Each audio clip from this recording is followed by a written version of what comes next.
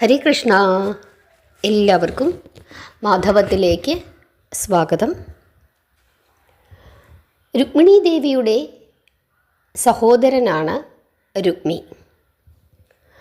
രുക്മിണി ദേവിയെ ഭഗവാൻ തട്ടിക്കൊണ്ടുപോയതിനു ശേഷം, രുക്മിണി സ്വയംവരത്തിനു ശേഷം രുക്മിയും ഭഗവാൻ ശ്രീകൃഷ്ണനുമായി ഒരു യുദ്ധം നടക്കുന്നുണ്ട്. ആ ഭാഗമൊക്കെ നമ്മൾ വിശദമായി പറഞ്ഞതാണ്.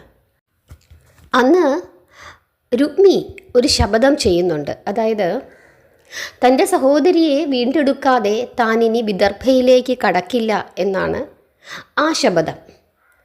അതിൻ്റെ ഭാഗമായിട്ട് രുക്മി വിദർഭ രാജ്യത്തിൽ കടക്കാതെ ഭോജകടയിൽ തന്നെ താമസിക്കുകയായിരുന്നു. ആ സമയത്ത് ഈ രുക്മി ശത്രുവിനെ നശിപ്പിക്കുന്നതിനായിട്ട് കൈലാസത്തിൽ പോയിട്ട് 3 വർഷം മഹാദേവനെ തപസ്സു ചെയ്തു. ഭഗവാൻ പ്രത്യക്ഷപ്പെടുകയും ശത്രുവിനെ സംഹരിക്കുന്നതിന് വേണ്ടിയിട്ട് അതിശക്തമായ ഒരു ശാപം രുക്മിക്ക് ദാനം ചെയ്യുകയും ചെയ്തു. ശത്രുഭാവത്തിൽ ശ്രീനാരായണനോ അദ്ദേഹത്തിൻ്റെ തൽപ്പമായ ആദിശേഷനോ ഒഴിച്ച് മറ്റ് ആര് എതിർത്താലും ഈ ശാപം കൊണ്ട് നിനക്കവനെ വധിക്കുവാൻ സാധിക്കും എന്നാണ് മഹേശ്വരൻ ഈ ശാപം നൽകിയിട്ട് പറഞ്ഞത്. രുക്മിയുടെ പുത്രിയാണ് രുക്മാവതി. അതീവ സുന്ദരിയായിരുന്നു രുക്മാവതി. രുക്മാവതി യൗവനയുക്തയായി. രുക്മാവതി ശ്രീകൃഷ്ണൻ്റെ പുത്രനായ, അതായത് ശ്രീകൃഷ്ണൻ്റെയും രുക്മിണിയുടെയും പുത്രനായ പ്രദ്യുമ്നനെ പറ്റി കേട്ടു. പ്രദ്യുമ്നൻ്റെ അതീവമായ സൗന്ദര്യം, ആ രൂപലാവണ്യത്തെ പറ്റി കേട്ടിട്ട് രുക്മാവതിക്ക് പ്രദ്യുമ്നനോട് അനുരാഗം തോന്നി. അതിസുന്ദരനാണല്ലോ പ്രദ്യുമ്നൻ, കാരണം മന്മഥൻ്റെ അവതാരമാണ്. അങ്ങനെ ഈ രുക്മാവതിയുടെ മനസ്സ് എപ്പോഴും പ്രദ്യുമ്നൻ്റെ കൂടെയായിരുന്നു. പക്ഷേ രുക്മിക്ക് എന്താണ് അവസ്ഥ? രുക്മിണിയോടും കൃഷ്ണനോടും ഇപ്പോഴും പരിഭവം ഉണ്ട്. എങ്കിലും അനുജത്തിയായ രുക്മിണിയോട് അതിരറ്റ വാത്സല്യവും ഉണ്ട്. രുക്മാവതിക്ക് ഇങ്ങനെയൊരു മോഹം ഉണ്ടെന്ന് രുക്മാവതിയുടെ അമ്മ അറിയുന്നു. ഈ കാര്യം അച്ഛനായ രുക്മിയോട് അമ്മ പറയുന്നു. മകനെ കൊണ്ട് തൻ്റെ സഹോദരൻ്റെ പുത്രിയെ വിവാഹം കഴിപ്പിക്കണം എന്ന് രുക്മിണിക്കും ഒരാഗ്രഹമുണ്ട്. കാരണം അങ്ങനെ ഒരു ബന്ധമുണ്ടായാൽ പിണക്കമൊക്കെ മാറുമല്ലോ എന്നാണ് രുക്മിണിയുടെ വിശ്വാസം.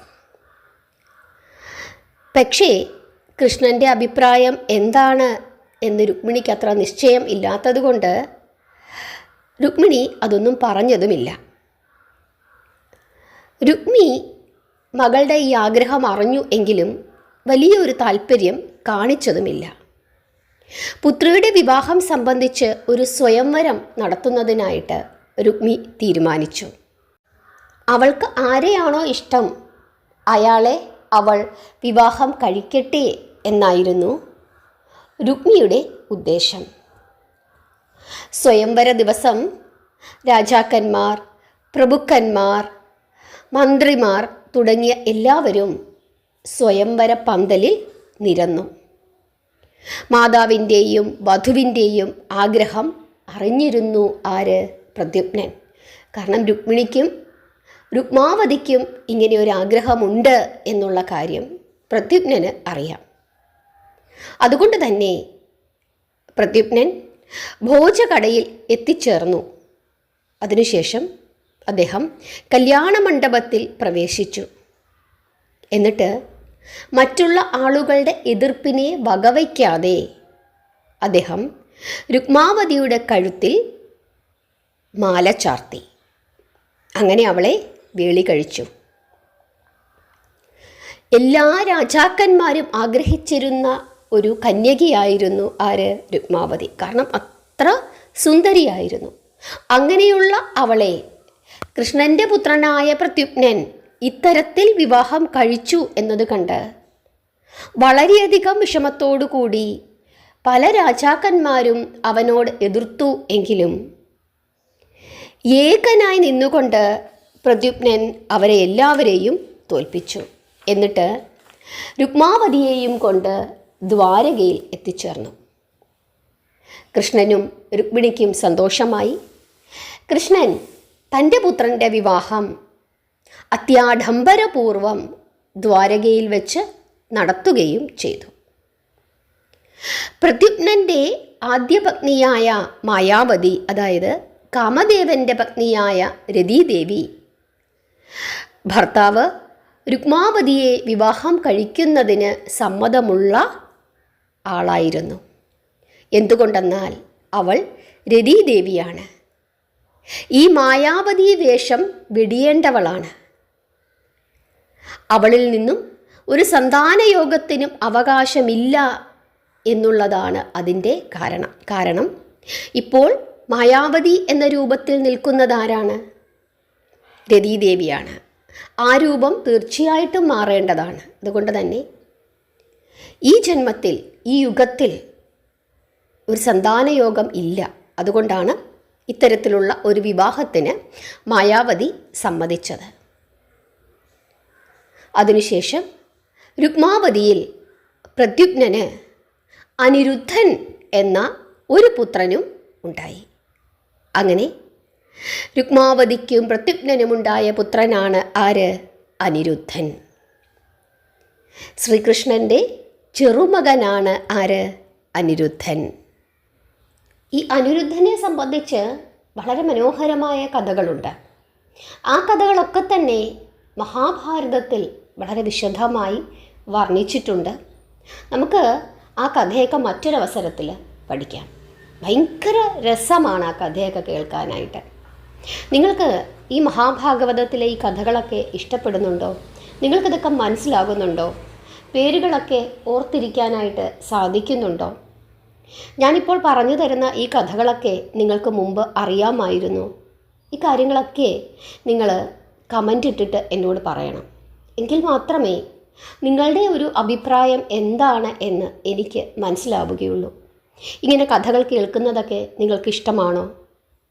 ഏതെങ്കിലും കഥകളൊക്കെ നിങ്ങൾക്ക് അറിയേണ്ടതായിട്ടുണ്ടോ? അങ്ങനെയുണ്ടെങ്കിൽ ആ കഥകൾ നിങ്ങൾ കമൻ്റ് ഇട്ട് കഴിഞ്ഞാൽ എനിക്കറിയാവുന്നതാണെങ്കിൽ ഞാൻ നിങ്ങൾക്കത് പറഞ്ഞു തരാം. അക്കാര്യം കൂടി നിങ്ങളൊന്ന് ഓർത്തോളൂ. കാരണം നിങ്ങൾക്ക് ഏതെങ്കിലും, ചിലപ്പോൾ നമുക്ക് ഇങ്ങനെ ചില കഥകളൊക്കെ ഇങ്ങനെ അവ്യക്തമായിട്ടൊക്കെ ആയിരിക്കും ഒരു ഓർമ്മ നിൽക്കുന്നത്. അത് നിങ്ങൾക്കൊന്നും കൂടി കേൾക്കണം എന്നുണ്ടെങ്കിൽ, അല്ലെങ്കിൽ വിശദമായിട്ട് കേൾക്കണം എന്നുണ്ടെങ്കിൽ അതൊക്കെ ഒന്ന് കമൻ്റ് ഇടും. അങ്ങനെ നമുക്ക് അങ്ങോട്ടും ഇങ്ങോട്ടും വർത്തമാനം പറഞ്ഞ് മുമ്പോട്ട് പോകാം. അതല്ലാതെ നിങ്ങളുടെ ഇഷ്ടം എന്താണ് എന്ന് എനിക്കത്ര നിശ്ചയമില്ലാതെ എനിക്കിഷ്ടമുള്ള കഥകളൊക്കെയാണ് ഞാൻ നിങ്ങളോട് പറയുന്നത്. നിങ്ങളുടെയും കൂടെ ഒരു അഭിപ്രായങ്ങൾ കേൾക്കാനായിട്ട് എനിക്ക് ആഗ്രഹമുണ്ട്. അതിനുള്ള ഒരു മാർഗം നിങ്ങൾ കമൻ്റ് ഇടുക എന്നുള്ളതാണ്. കമൻ്റ് ഇട്ട് കഴിഞ്ഞാൽ അത് ഞാൻ തീർച്ചയായിട്ടും എല്ലാ കമൻറ്റും ഞാൻ വായിക്കും. ഏതെങ്കിലും കാരണവശാൽ വിട്ടു പോവുകയാണെങ്കിൽ നിങ്ങൾ പുതിയ, അതായത് ഏറ്റവും അവസാനം അപ്ലോഡ് ചെയ്യുന്ന വീഡിയോയുടെ താഴെ ഒന്നും കൂടി കമൻ്റ് ഇട്ടാൽ മതി. കാരണം ചിലപ്പോൾ പഴയ വീഡിയോയുടെ താഴെ കമൻ്റ് ഇടുമ്പോൾ ചിലപ്പോൾ അത് പെട്ടെന്ന് എൻ്റെ ശ്രദ്ധയിലേക്ക് വരണം എന്നില്ല. പുതിയ വീഡിയോയുടെ അടിയിലാണ് ഇടുന്നതെങ്കിൽ പെട്ടെന്ന് നമുക്കത് കാണാനായിട്ട് സാധിക്കും. ഈ കാര്യങ്ങളൊക്കെ ഒന്ന് ശ്രദ്ധിച്ചിട്ട് നിങ്ങളുടെ അഭിപ്രായങ്ങളും കൂടി പറയുക. നാമജപം ജീവിതത്തിൻ്റെ ശീലമാക്കുക. നാമജപം കൊണ്ട് നേടാത്തതായിട്ട് ഒന്നുമില്ല എന്ന് മനസ്സിലാക്കുക. വെറുതെ ഇരിക്കുന്ന സമയത്തൊക്കെ നാമം ജപിച്ചുകൊണ്ടേ ഇരിക്കുക. മറ്റുള്ള ആളുകളെ പറ്റിയിട്ടുള്ള അനാവശ്യമായ ചിന്തകൾ നമ്മുടെ ജീവിതത്തിൽ നിന്നും ഒഴിവാക്കുക. നമ്മളെപ്പറ്റിയും നമ്മുടെ കുടുംബാംഗങ്ങളെ പറ്റിയും ഈശ്വരനെ പറ്റിയും നമ്മുടെ രാജ്യത്തെ പറ്റിയും ഈ ലോകത്തെ പറ്റിയുമൊക്കെ ചിന്തിക്കുക. ഓരോ ദിവസവും നമ്മൾ ധാരാളം വാർത്തകൾ കേൾക്കും. ടി വിയിലൂടെയും പത്രത്തിലൂടെയും സോഷ്യൽ മീഡിയയിലൂടെയും. അതല്ലെങ്കിൽ നമ്മളെ ഫോൺ വിളിച്ചിട്ട് ആളുകൾ പറയും. നമ്മുടെ ചുറ്റുപാടൊക്കെ നടക്കും. അതിനെയൊക്കെ അതിൻ്റേതായ വഴിക്ക് അങ്ങ് വിടുക. അനാവശ്യമായി മറ്റുള്ള ആളുകളുടെ കാര്യത്തിൽ അഭിപ്രായം പറയാതിരിക്കുക. കാരണം അറിഞ്ഞും അറിയാതെയും നമ്മുടെ വായിൽ നിന്നും വീഴുന്ന ഓരോ വാക്കുകളും ചിലപ്പോൾ നമ്മൾ പറയുന്നത് തെറ്റായിരിക്കാം. അത് അല്ലെങ്കിൽ അവർക്ക് വേദനയുണ്ടാക്കുന്നതായിരിക്കാം. ചിലപ്പോൾ നമുക്ക് അത്ര വ്യക്തതയില്ലാത്ത കാര്യത്തിനായിരിക്കാം നമ്മളവരെ കുറ്റം പറയുന്നത്. ഇതൊക്കെ നമുക്കും നമ്മുടെ കുടുംബാംഗങ്ങൾക്കും തന്നെ തിരിച്ചടിക്കും, നമ്മുടെ മക്കൾക്കും അത് ബാധിക്കും എന്ന് ആലോചിക്കുക. മറ്റുള്ളവരെ പറ്റി ഓരോ കുറ്റം പറയുമ്പോഴും അതിൻ്റെ ദോഷം നമ്മുടെ കുഞ്ഞുങ്ങൾക്കാണ് എന്ന് ഓർക്കുക. കഴിവതും മറ്റുള്ള ആളുകളെ പറ്റി കുറ്റം പറയാതിരിക്കുക. ആ സമയമൊക്കെ ഭഗവാന്റെ കഥകൾ കേൾക്കുകയും ഭഗവാന്റെ നാമങ്ങൾ ജപിക്കുകയും ചെയ്യുക. എല്ലാവരെയും ഭഗവാൻ അനുഗ്രഹിക്കട്ടെ. ഹരേ കൃഷ്ണ.